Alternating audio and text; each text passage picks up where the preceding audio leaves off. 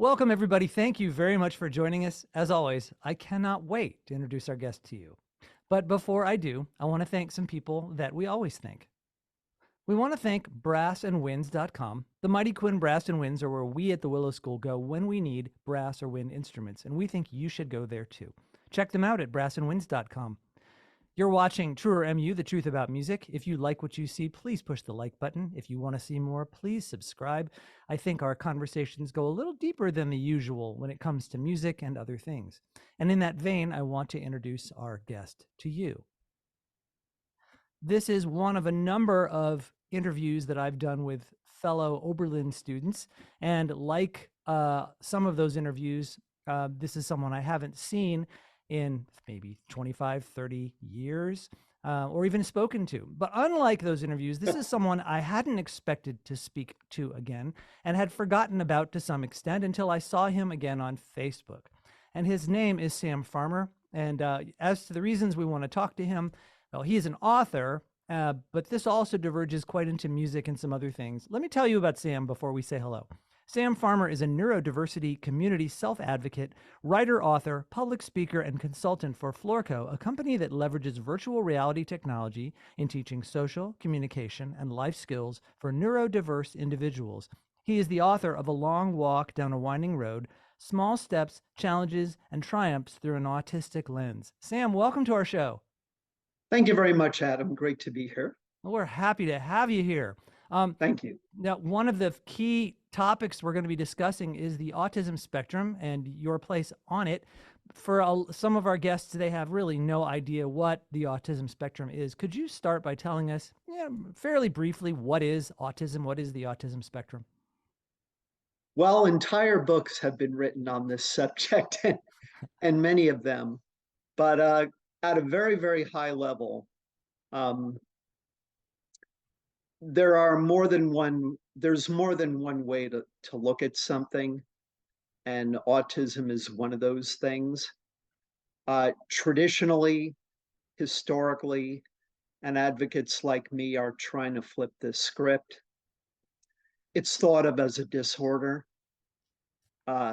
We call that kind of the medical model around autism, where in the DSM-5, the diagnostic manual that many clinicians will use to make diagnoses, whether medical or psychiatric, it's defined as a disorder and often treated as being more about deficit and challenge and hardship, where in reality, autism can also encompass many unique attributes, unique abilities, talents,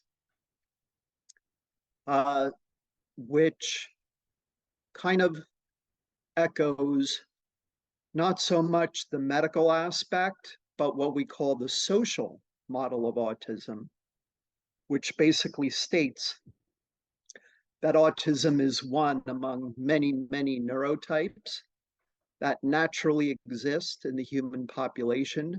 We've existed for as long as humanity has existed. And our neurotype just happens to be in the minority. And for reasons that are very regrettable, it's been stigmatized and pathologized and treated as something that, if at all possible, should be fixed or cured. But we don't look at it that way. A lot of people will disagree with me on this, and that's fine. You have people looking at it from the medical model point of view, and others like me who do look at it from the social model point of view. Again, more than one way to look at things. And so there are challenges, there are deficits, and there are hardships, some of which stem from stigma and others of which don't. But then there are, again, unique attributes and talents and capabilities and just a different way of thinking about the world around us.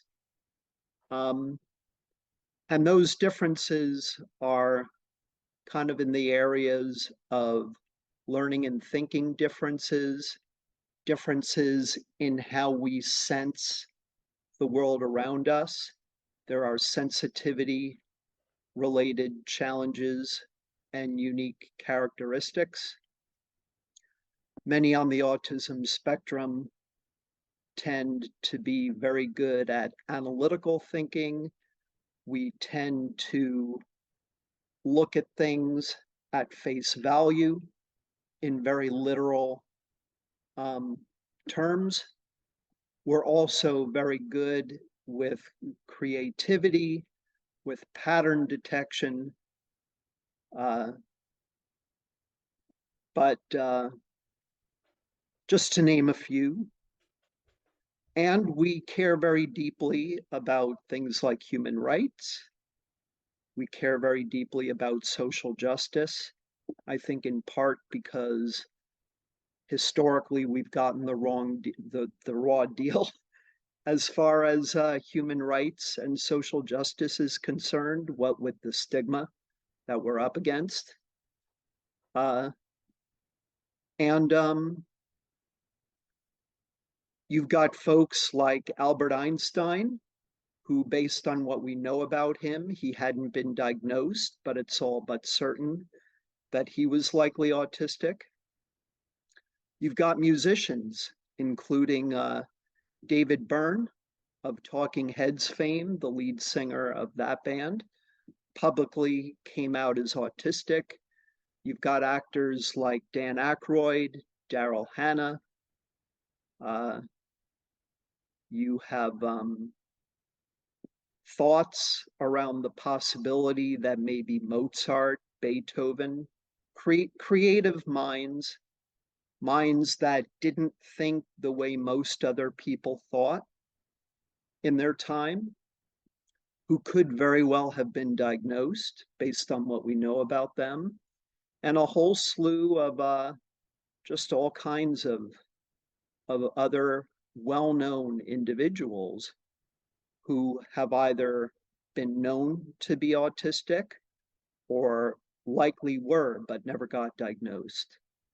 Now, So, one of the things I learned about the autism spectrum, and it's something that's fascinated me for years, is that autistic individuals, if you can use that term, are not the same. It's a spectrum because really each person is different within the realm of the autism spectrum. correct.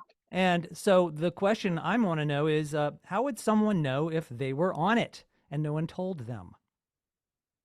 That's a great question.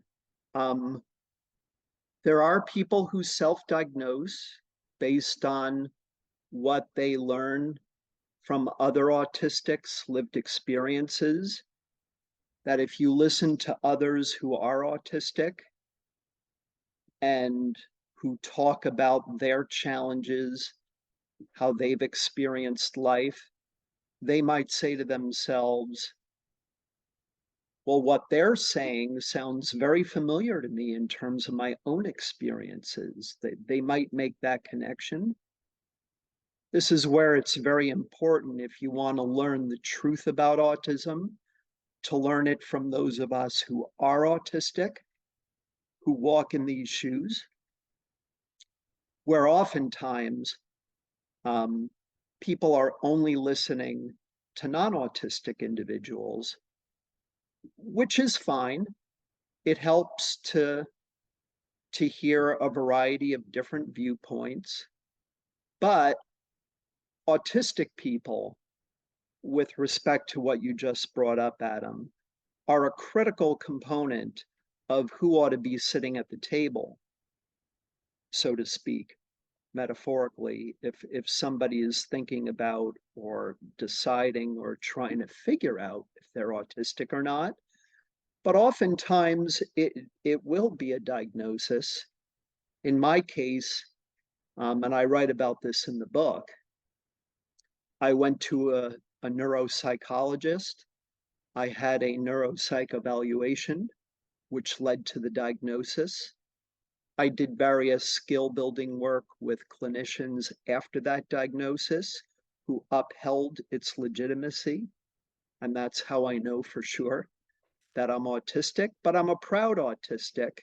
I had to work very, very hard to work towards accepting it and ultimately even embracing it, trying to rise above the stigma and just be my true, genuine self, to live my truth. And that's what I've done and will continue to do as a perhaps counterintuitively speaking, proud autistic. You learned about this when you were 40 years old, isn't that Yeah, correct? And late that diagnosed. is that typical or is that unusual?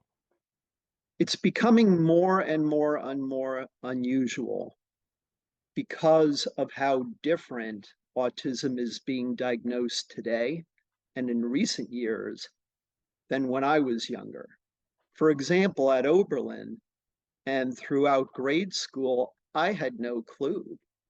If somebody looked at me and said, "You're autistic," I'd be like, "What? That came out of left field." It's being diagnosed very, very differently. And what I feel is a good thing is that because of that, today's young people are considerably more likely to be diagnosed early, which is ideal.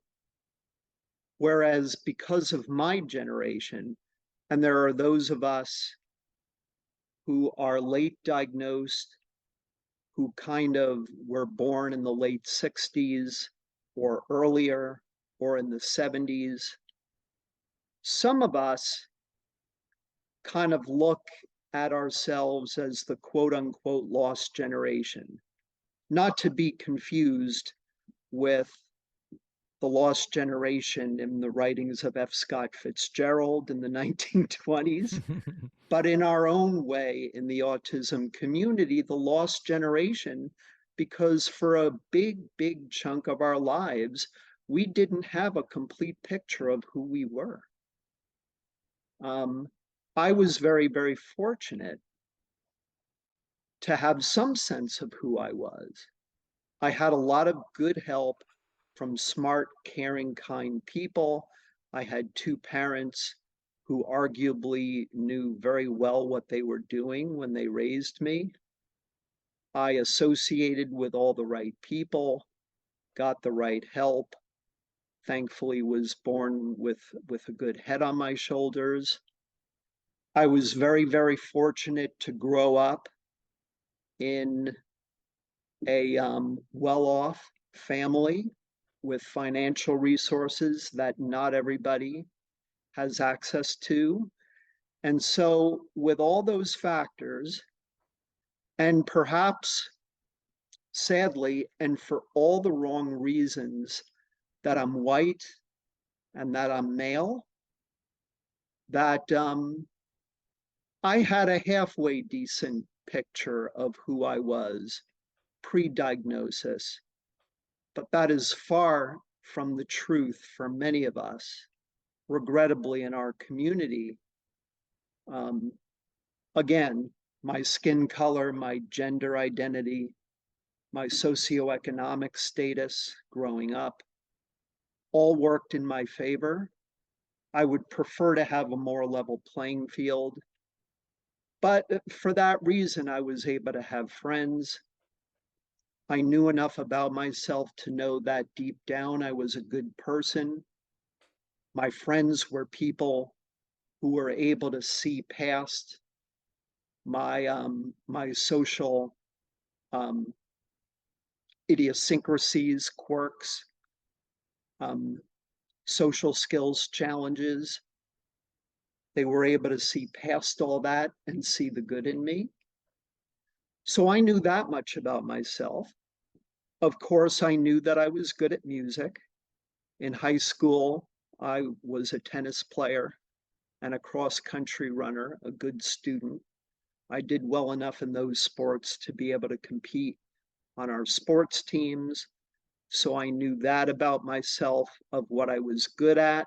And I was able to leverage all of those special interests and capabilities and passions uh, to build some semblance of self-esteem. But nonetheless, self-esteem, as I write in the book, was for the longest time quite a battle in spite of all those things that I had going for me.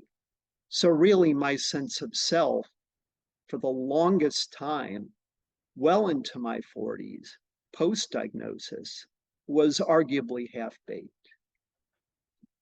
I want to I want to go further with this, but in order to move there, I'd like to tell two stories about you that I remember from when we were in college together. Now, I'm taking a risk here because these stories might embarrass you. And if they do, I'm happy to cut them from the interview, but they might amuse you and they might spark a good conversation as well. So if you're Sure, willing, Adam, go ahead. Yeah, okay, all right. go So ahead. I wouldn't say you and I were friends that we hung out, but we certainly were acquaintances and we got along very well. Indeed. And we were Yes. in the choir together. And I one of the strongest memories I have of you is that you gave a concert of your songs at the Cat and the Cream, and me and a friend went to see you. Now, Yes. I still remember a number of these songs, but the concert left a very strange impression on me. For instance, I can remember one of these songs very well, and I want to sing a little of it to you.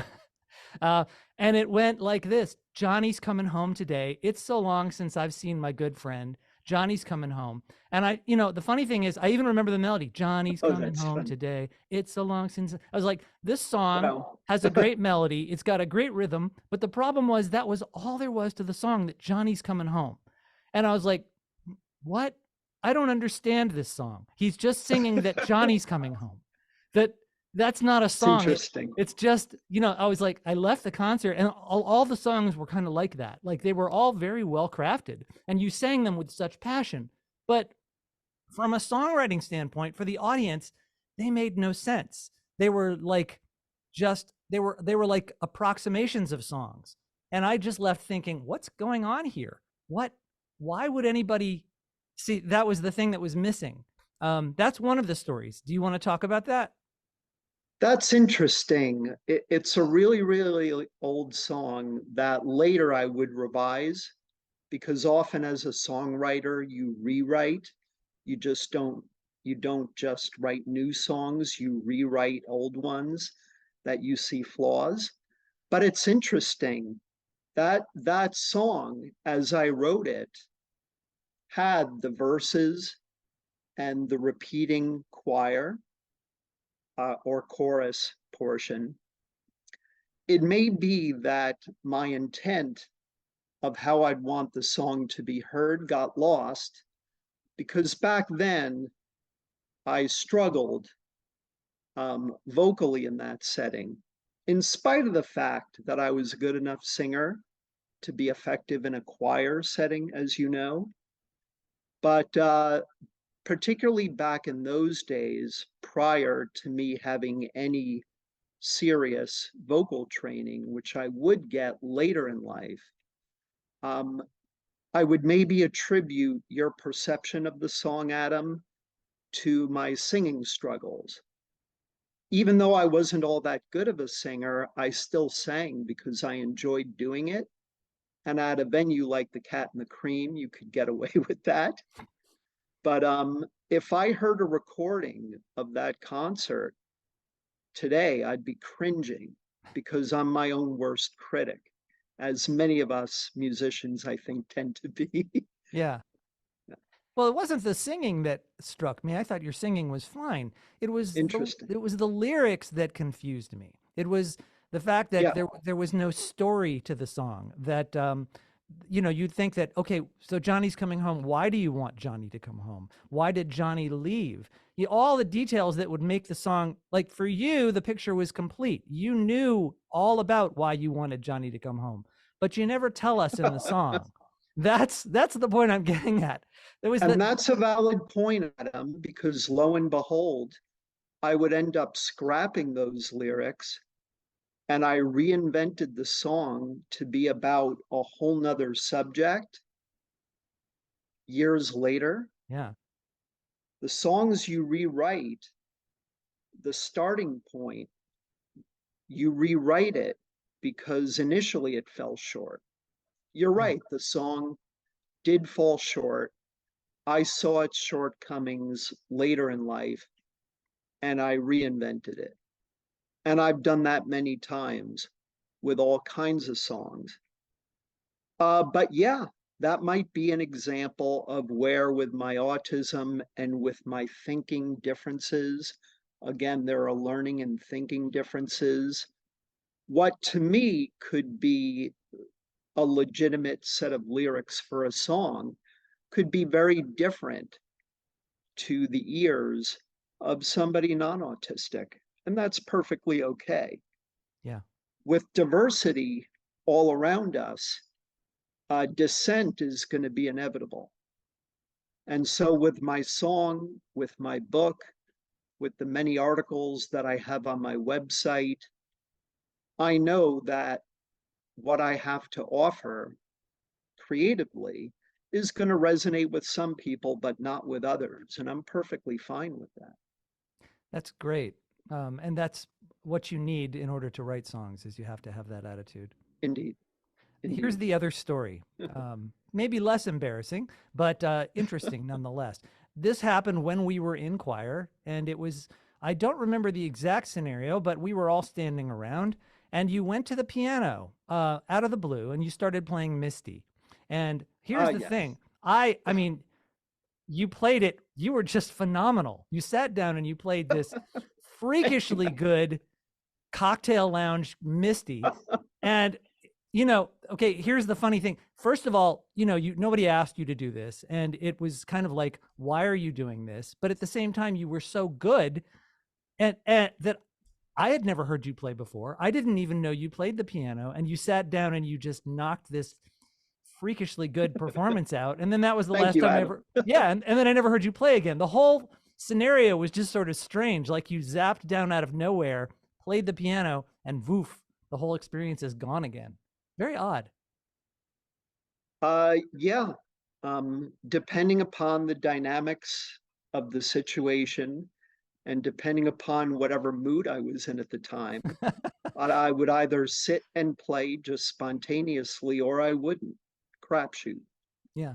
Um, but to this day, I'll play Misty in subtly different ways from one time to the next, because that's often how it works with jazz, and particularly with me as an improviser.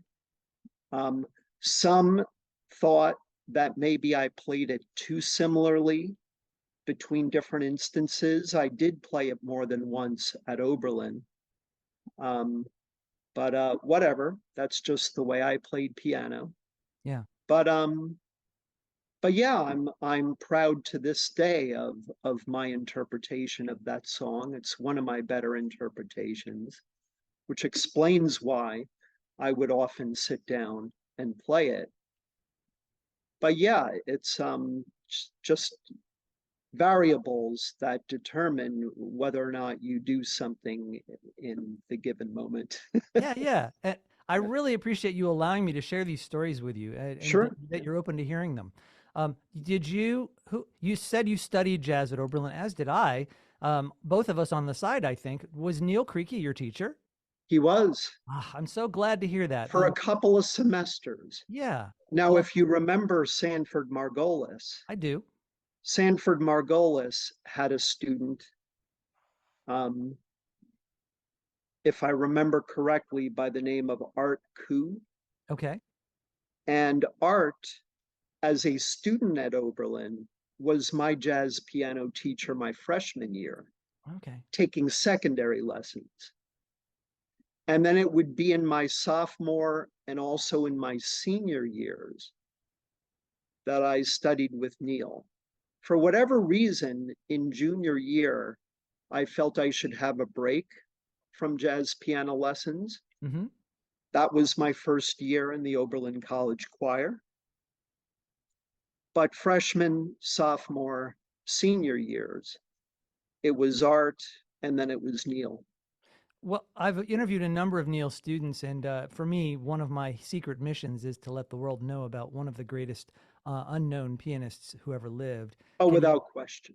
Will you talk about your time with Neil, please?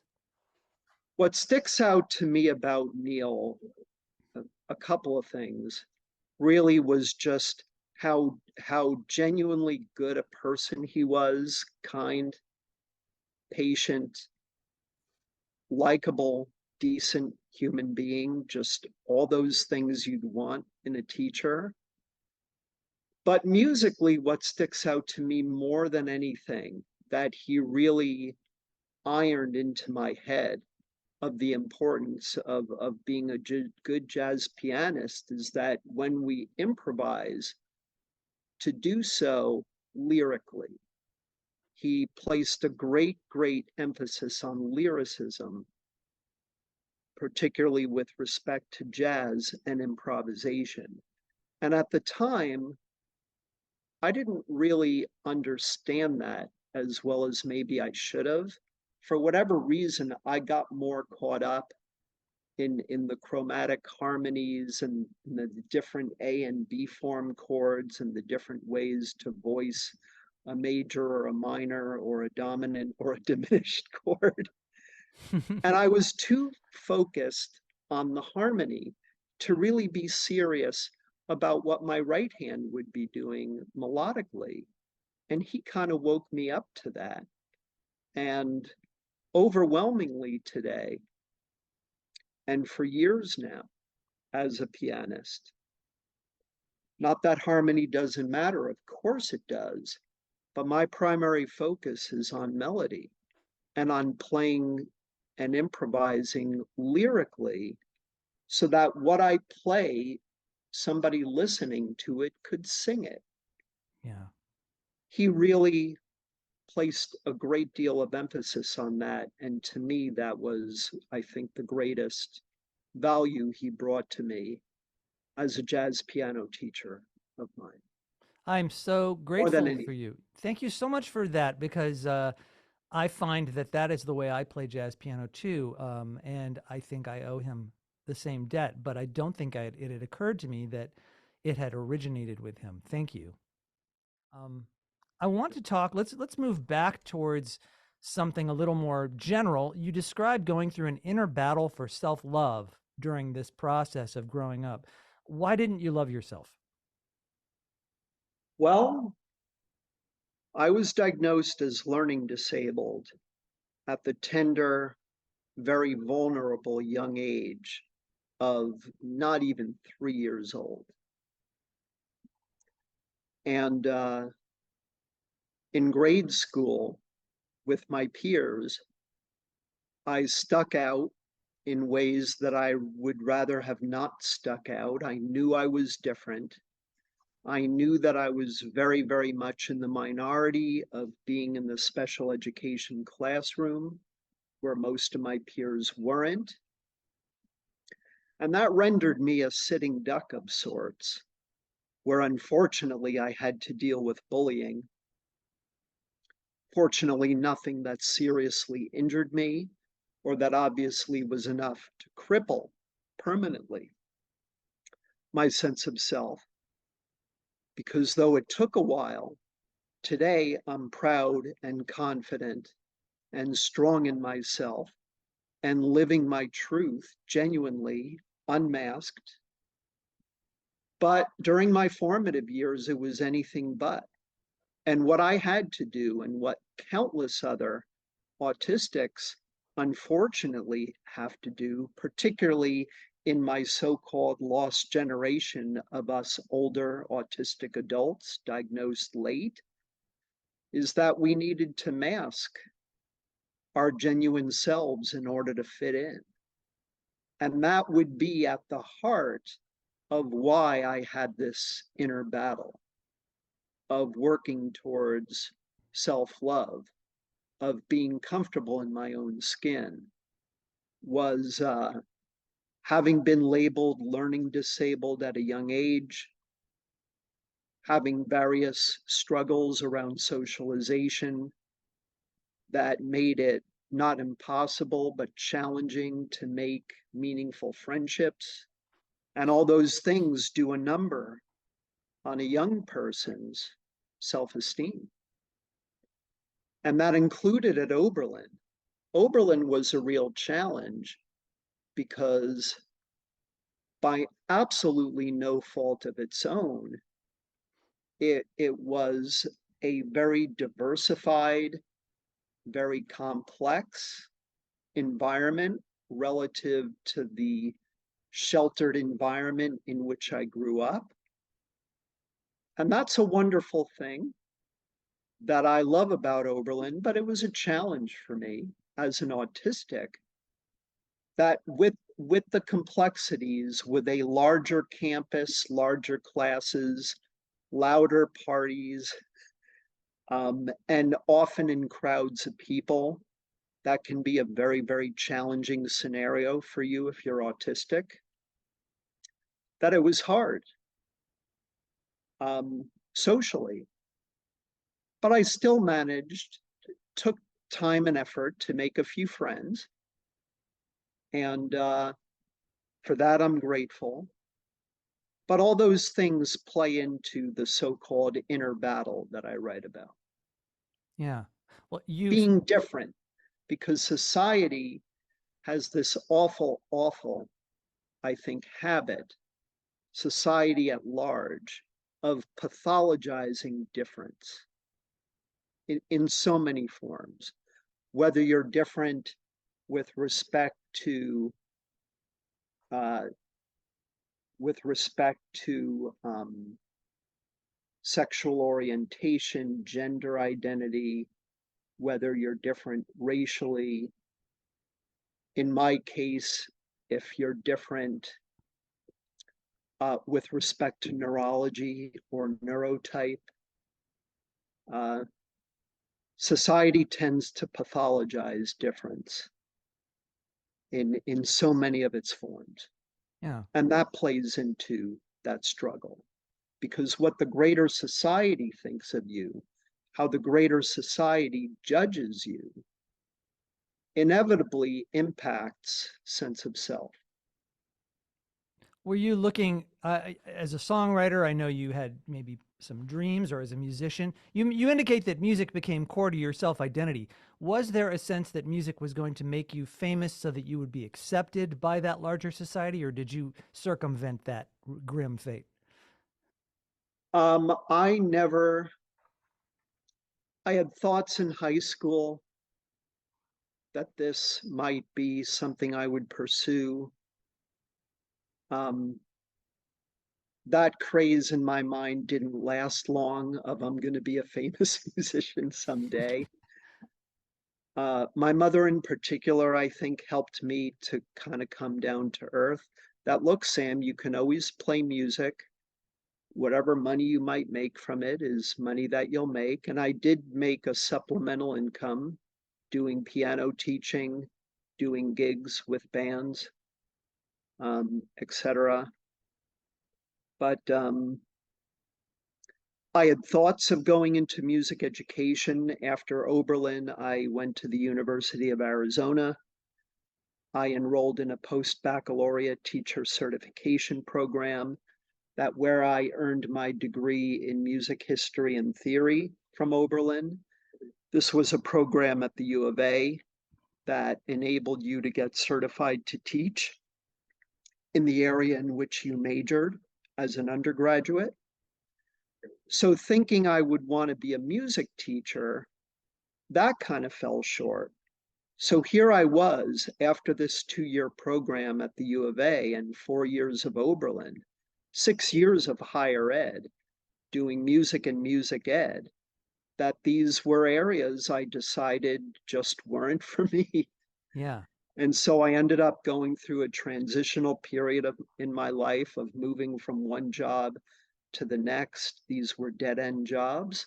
And ultimately, just through sheer luck, found myself working in information technology, which ended up clicking and which I do to this day. 27 years with my current company, and I did a little over a year prior to this job in technology.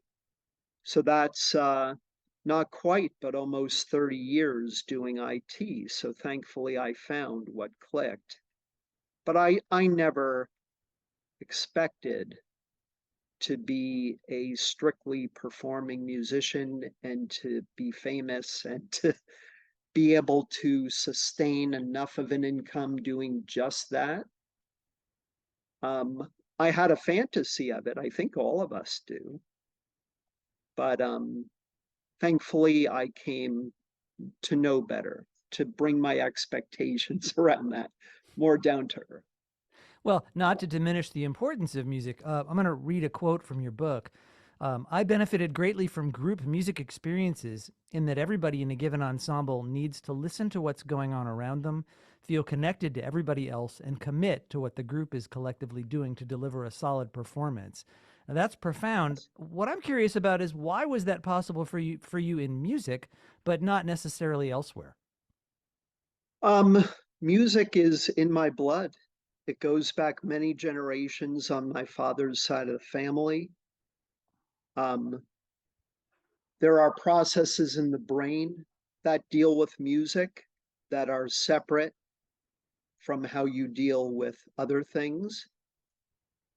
If you're familiar with Gardner's theory of multiple intelligences, music is a unique intelligence unto itself, that there were possibilities for me with music that just didn't exist in other aspects of my life, that I wrote about music, what I did, that you just read, but that it's just different in a non-musical context for me. Did the music experiences you have model for you so that you were able to transfer those experiences out, or did they remain in music? I can only assume, Adam, I can only assume that they transferred out because as I grew older, granted, awareness of my surroundings and being in tune with what's going on around me is still a challenge, but considerably less of one in my latter years than during my formative years. That in light of that, I can only assume that that group music participation figured into me being able to grow into a more aware person than I was prior. And in support of that, I have another quote from your book. Expressing myself through songs, as in the ones you wrote, ultimately helped me rein in my feelings, cope with them better than I had previously been able to. It was as if letting my imagination run free and releasing my emotions helped me find greater peace of mind and inner strength. Now, of course, that's going to come in handy. No doubt, without question. Creativity really can help in very magical, often very profound ways if we're able to be creative and channel that. And there are a lot of, I already mentioned many names. There are lots and lots and lots of people on the autism spectrum who are creative thinkers. Neurodiversity in general, um, some of whom are non autistic, but who have neurotypes that are in the minority. That's kind of what I mean when I say neurodivergent. Um, Learning differences, ADHD are examples um, that often will co occur with autism. But with neurodiversity in general, with neurodivergent individuals, uh, creativity is another very common ability associated with our neurotypes. And we're fortunate for that because that can bring color and value to our lives that we wouldn't otherwise have. Yeah. And that was the case for you. It was, fortunately, and I'm fortunate for that. I think a lot of that has to do with the long lineage of musicians who came before me, mostly on my father's side of the family, that it pretty much was just in my blood that I was destined to get involved in this. I write in the book that it was my father, of course, who steered me towards music. Uh, my grandfather was able to make a reasonable living doing just music. My father became a doctor, but he still played music as well. My brothers have. My son and My nieces and nephews do. So it's a family thing that it was inevitable that I would be doing this, where my father knew that if I did, it would be something that I'd be good at and that would therefore help in my self esteem building process. Now, you write that your son is also on the spectrum. Is that correct? Correct. And music is something the two of you share together. That is correct.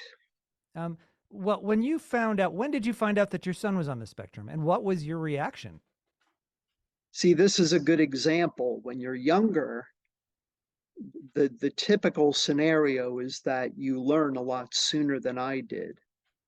With my son, it was right around 2 years of age, where I waited until 40. Right. Now, granted, I knew I was learning disabled just shy of 3, but that's different. Well, it is different. It's very It's different. different What would you because talk about? Yeah, how is it different? Explain that. uh, it's different because I think what you learn about yourself at age 3 versus what you learn about yourself at age 40, inevitably because of age, you're gonna make different things out of those diagnoses. Or as I would actually say, that I was identified as learning disabled, identified as being autistic. That would be more consistent actually with the social model versus the medical model, that distinction that I drew earlier. But I could never, for the longest time, accept my learning disability. I rebelled against it, as I write in the book, because arguably I couldn't really handle very well the fallout from it. Yeah. At age 40, you've experienced life more. You have a level of maturity that you don't when you're 3, 4 years old. That with autism, yeah, was a big shock initially, but then it dawned on me, look, learn more about this, figure things out, uh, and work hard to accept the autism, because if you don't, you'll never truly find happiness. It dawned on me, I better work on this, because if I don't, how am I ever going to be truly happy with who I am? So that's what I worked hard to do. And thankfully, that's what I succeeded in doing. I didn't have the intellectual means or the awareness to be able to do that as a young person with a learning disability. Right. Um, so I rebelled against it. So, two very different experiences, but they co occur. I'm both learning disabled and autistic. Um, you could also look at it as a learning difference. Again, there are many ways to look at these things: learning difference, learning disability, whatever works for you. There's no right or wrong there. But two different things that co occur with me. And more often than not, with autistic individuals, there will be co occurring neurotypes with us. Or if you want to call them diagnoses, fine. Again, depending upon whether you look at things from the medical point of view or the social point of view. Diagnosis versus identification, disorder versus neurotype. But there's nothing wrong with me. I'm not disordered. I'm just different. Yeah. Now, I work with young children a lot, and I'm talking about as young as 3 months old in our business. And I have come to greatly respect what children are able to think about and understand. So I want to make a stretch here and describe your experience and see if it resonates with you. Uh, you're on the spectrum, but you don't know it. So you're likely to have a greater capacity for pattern recognition, for wanting to problem solve. Um, and so you see yourself and you're given an explanation, which is learning disabled. and you're processing that explanation, but perhaps that explanation doesn't satisfy you as a child. It doesn't match what you're seeing. Is that at all accurate? Absolutely. How is it that I'm learning disabled, but I'm doing very well in school? Mm-hmm. I Mm-hmm. made good grades, good enough to get accepted to Oberlin College, uh, an elite liberal arts school slash music conservatory. Um, there were a lot of things that didn't make sense to me, and words matter.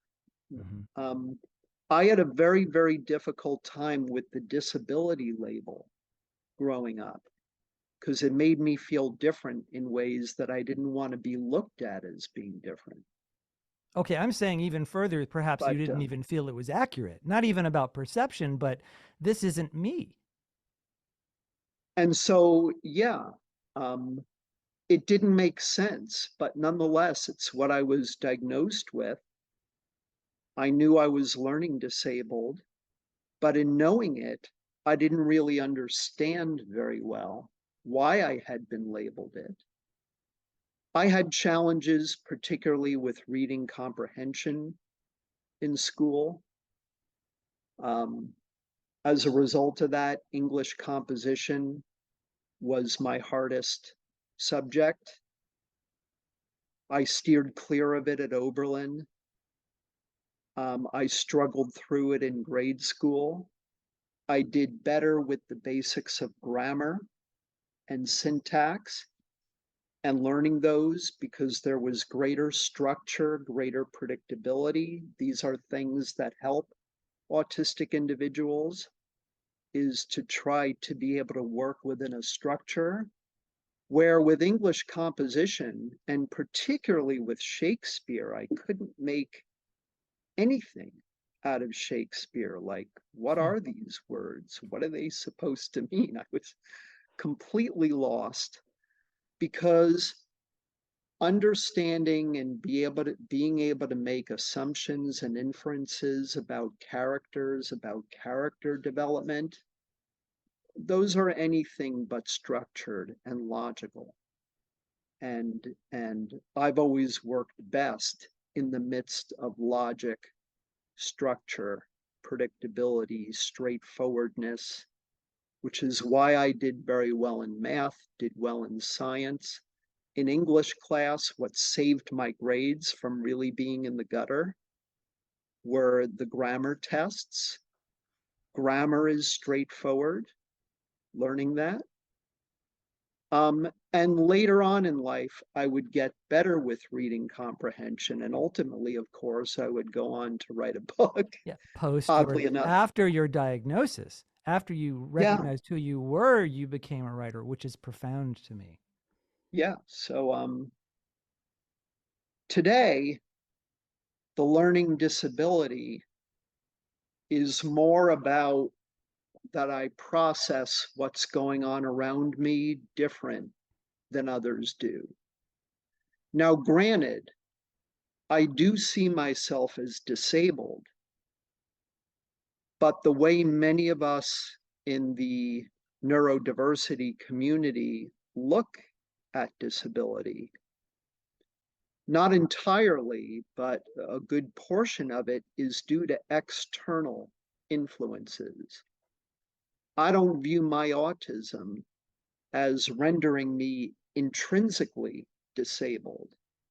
Rather, I feel, and many of us do, that it's external influences that disable us. For me, historically and to this day, it's been society's expectations around communication, around behavior, around socialization that were not established with me or my neurotype in mind. And that can be a very, very disabling force. But if we're in an environment that's accommodating, with accommodations that can help us to be at our best, then in a way we move from feeling disabled to feeling empowered. External influences from the greater society, from other people, from what's going on externally around us. Now, granted, there are challenges with autism that internally are disabling, but a big part of the disability picture, not the entirety of it, but a good chunk of it, has to do with external forces being disabling to us and accommodations that help us be at our best can help to mitigate that. Well, this segues into your book somewhat because I'm not sure, perhaps the audience is a dual audience. Perhaps it's people on the spectrum and people who are not on the spectrum who should know more. Is that accurate that there are two audiences for this book? There could be a couple of them. Yeah. The book is kind of a hybrid memoir slash self-help book where I've been very fortunate to have been able to find happiness and success in life in spite of all the challenges and adversities that I've faced. I felt that it would make sense to put self-help content in the book that could help not just neurodivergent individuals, but anybody maybe to carve out better lives for themselves. Because many of the things that I have found challenging, um, anybody could find challenging, whether they're autistic or not. I write about social skills building. I write about rising above bullying. I write about self-esteem building, workplace success, what I've learned about being a good spouse and about parenting. That applies to everybody. All of those areas apply to everybody. But if the reader doesn't identify with those challenges in themselves, then the book carries value in terms of teaching the reader about what autism can entail from somebody who actually walks in these shoes. Yeah. Well, So but any number of people could be an audience for the book. what I really like about the self-help aspect of the book is that, yes, these are things that everyone struggles with, but even things that people don't think they struggle with, you have had to learn most of these things from ground zero, and become good at things that some people take for granted. How to have a Correct. conversation, how to get a job, how to make sure you don't irritate someone. And you go into great detail about these things because you've had to learn them. And in that Correct, you've had to Adam. learn them, Yes. um, you understand them at a deeper level than someone who might naturally do them. And, like, okay, so maybe I can have conversations with people, but maybe that natural skill only takes me so far. And you who have had to learn to have conversations can take me somewhere else. That's absolutely true, Adam. There's a lot of validity to what you just said. Thank you. Um, yeah, you take on a different perspective on things. You're right when you have to learn them from scratch versus if like most non-autistic individuals, many of the things I had to work hard on would often come naturally to others. Your perspective on challenge and adversity is going to be very different inevitably. And that's where um, it becomes very important in the book and in all the writing that I've done before, during, and after the writing of the book of sharing my lived experiences. Because in talking about what I've lived through, in talking about what I've learned and what I've experienced, that'll hopefully bring about greater understanding, uh, greater acceptance, and that ultimately would bring down the stigma, because a lot of what revolves around stigma is if you're confronted with something you don't understand. And this is why it's very important that if you're learning about autism, that you learn about it from those of us who are autistic. We have the lived experiences of, of autistic individuals where parents, teachers, clinicians, by absolutely no fault of their own, just inevitably are going to have a very different perspective on autism than we will, by no fault of their own. Um, but our perspective matters because we have the lived experiences to share from which people can learn and gain a better understanding about autism and about neurodiversity. That's why I would highly recommend your book, A Long Walk Down a Winding Road, Small Steps, Challenges and Triumphs Through an Autistic Lens. Would you tell people how they can find the book and how they can find you to learn more about you? It's next to my name there, my website, www.samfarmerauthor.com. You can read about the book. You can read about me. And on the media page, there are links to all kinds of published articles, podcasts, videos of author talks, etc. And there's also an events tab of upcoming author talks and also a contact page. So learning about the book, ordering the book, getting on my mailing list, contacting me, um, can all be done at samfarmerauthor.com. Well, great. Sam, it's really been a pleasure to see you again and to talk to you. And I so Likewise, appreciate, Adam. thank you. I'm so glad you wrote this book and I appreciate you talking with me about it. Thank you very much. This was great. Thank you Thank for having me. It's our pleasure. And we also want to thank you, audience, for joining us on this trip. We hope you've enjoyed this conversation. There's lots of others on the channel. Please check them out. As usual, like, subscribe, and if there's somebody you want to see on this channel, let me know. Thanks, everyone, and we'll see you next time. I've done lots of interviews over the last few years. The one with Sam Farmer surprised me the most. And not necessarily because of the interview, which went about the way I thought it would, but with something that happened after the interview. Occasionally, after the interview, the guest will keep talking, and sometimes I'll incorporate that extra bit of interview into the interview, and sometimes I'll leave it out and make it a short. What happened in the extra few minutes of this interview when it was over surprised me. Sam said something to me that touched me very much and made me reconsider a lot of things about myself. I have had many experiences in my life, some of which have been difficult and damaging, and some of which have been wonderful and incredible.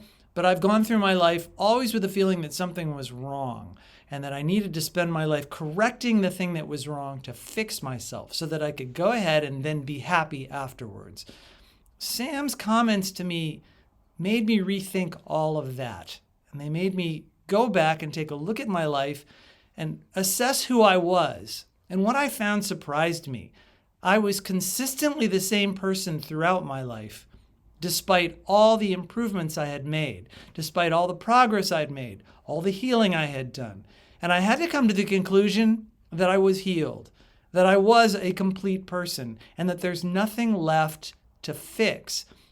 What I needed to do was decide that I was this person with good things and bad things and move forward to work with the bad things and make use of the good things. And I wanted to thank Sam personally for this, but even more, I wanted to share this brief bit of the interview with you. And if you like this brief bit of the interview, you might enjoy the full interview, which will be linked at the end. All right, Sam, that was fantastic. Thank you. Good, Adam. Yeah, with me, even if you bring up something that others might construe as embarrassing, I'm generally laid back about those things. Good. I suspected Again, as much. It's important to hear other people out, even if what they have to say might be a little awkward. But in that way, as an interviewer, you're being true to yourself and asking the questions you want to ask, Yeah. where really this can't be all about me. Oh, You well, should hopefully, bring an element of yourself into it as well. I'm It's a glad you feel two-way that way. street. Yeah, I mean, I hope that people feel that way when they watch the interviews. I do. There's a selfish aspect to these interviews in every case, and a hidden one in this case because I mean, I haven't talked to you, but I mean, I've been fascinated with the spectrum for a couple decades now. I a lot of your story mirrors mine in a very distant way. I was never diagnosed with a learning disability, but I certainly had some very interesting challenges growing up. And Sure. when I first really started learning about the spectrum, I went to see Temple Grandin and Geshe Sure. and Carol Gray also. They were both speakers. And Carol Gray told a lot of stories about social stories and the stories behind them. And some of the things she said just struck me to my core and just brought me to tears. And I felt a profound connection with these people on the spectrum that I couldn't account for. Um, I I have been assessed before. No, I've had lots of therapy and I've been assessed, and no one's ever told me I'm on the spectrum. But I always wonder. A lot of people wonder, a lot of people self-diagnose. Some people think that's bogus, that you need a diagnosis from a professional, but not me, not many of us in the community, particularly those of us who subscribe more to the social model.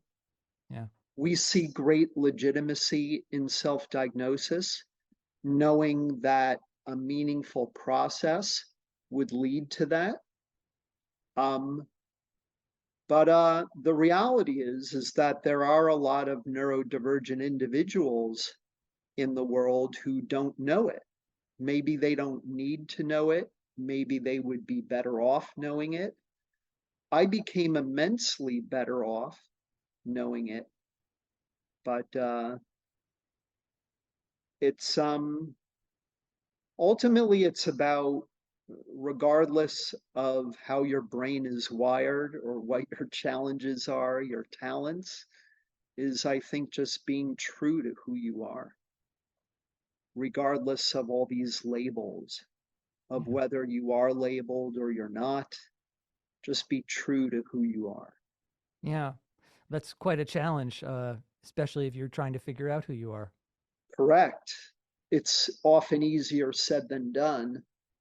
And when you unmask autism, that can be a very, very frightening prospect for a lot of people.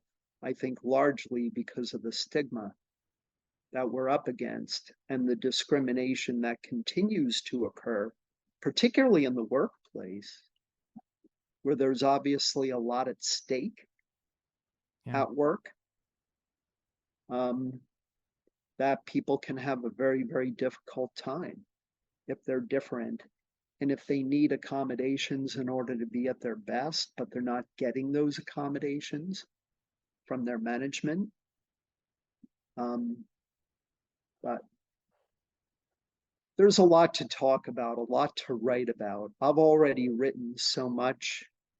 The list of articles that I've published is already long, oh, great. and I've only been an advocate for like a couple of years. Yeah, I started writing in 96. The book was out in 99. Starting in 96 late, I became a blogger, writing about experiences, and some of what I wrote about then made it into the book. And then I've written a lot since the book, some of which overlaps with the book, others of which don't. But there's so much to write about with respect to autism and neurodiversity. There's so much to share. And much of what I share revolves around my own lived experiences as an autistic adult, late diagnosed. That's part of how I am, just being true to myself, yeah, living my truth. That's important because if you live a lie, if you have to mask your whole life, there are grave, grave consequences to doing that. And that's unfortunately what a lot of autistic people suffer with. is some of them who are older even forget who they truly are. They forget, they lose track of their genuine selves because for an entire lifetime they've had to mask just to try to fit in and be likable. I masked when I was younger, but then eventually I figured out how to unmask and reveal my diagnosis and write about it, etc.